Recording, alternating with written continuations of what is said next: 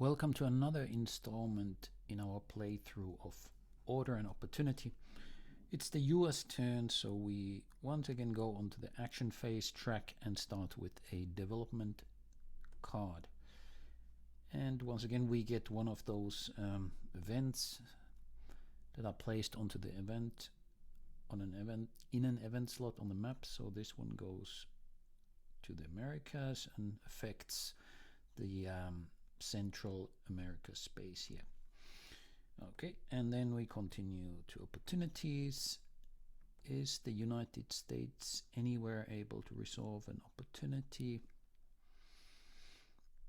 I believe not. So this is a non-player side. You will remember from a previous video. So we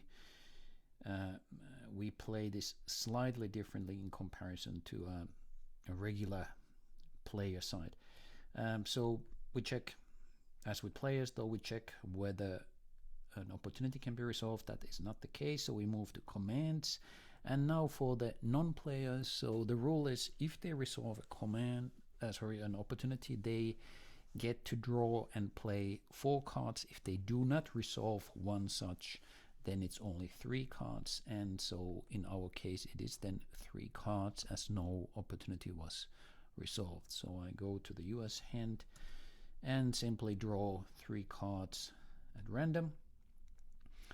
For the non-players also, as a rules reminder, the consequences do not apply. So even if the United States now drew 2 security action cards and the consequence of a world order reduction would normally result for the non-players, this is not the case. And then at the start of the commands step for the non-players, they check whether they're able to resolve any world events if they meet the conditions, which they don't at this moment. Here, for instance, in Venezuela, there's only 1 level of US political influence, which is not sufficient. You need at least 2. And yeah, so the same applies for all the other world events. So that's irrelevant. The second thing you check is if they are not able to resolve a world event, then they check whether they can convert an agenda point that they hold into a VP. Well, they don't hold any agenda points. They would be placed here on the US player mat.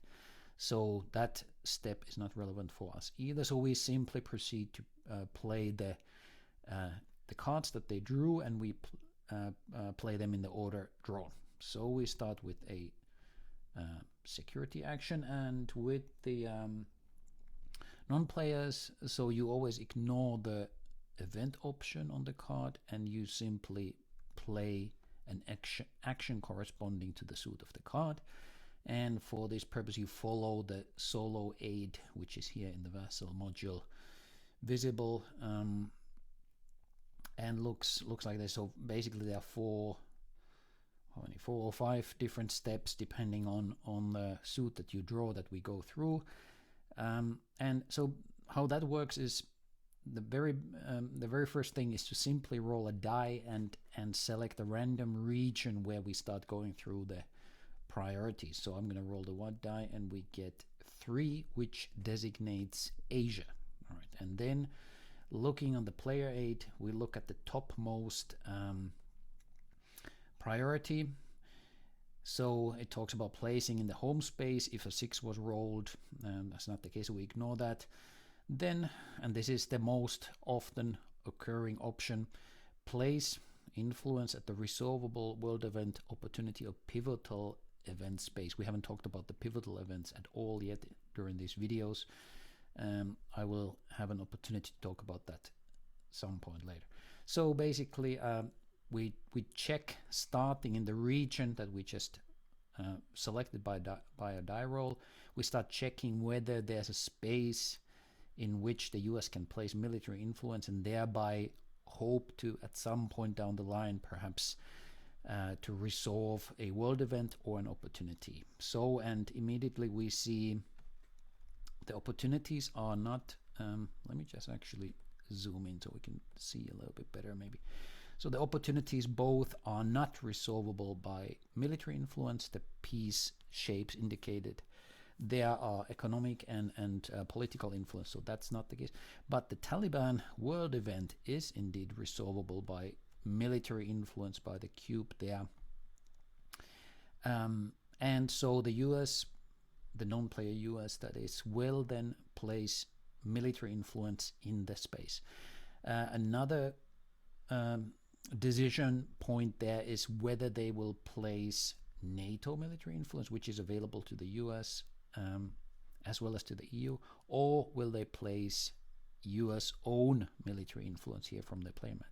So, and that it's a simple random selection. So I roll the die, and on 1, 2, or 3 we place NATO. Otherwise, we play place the United States. And it's a 4, so they place their own military influence into the Central Asia space. And there is no space selection cost paid by the non-players, so that is simply then the end of the action. Let's zoom out again and play the second card from the US non-player stack there, and it's a cultural action card. Cultural action, for this you sometimes need to start by selecting a random region, but the first few action points in the play aid do not require this, so let's just look at the action points here.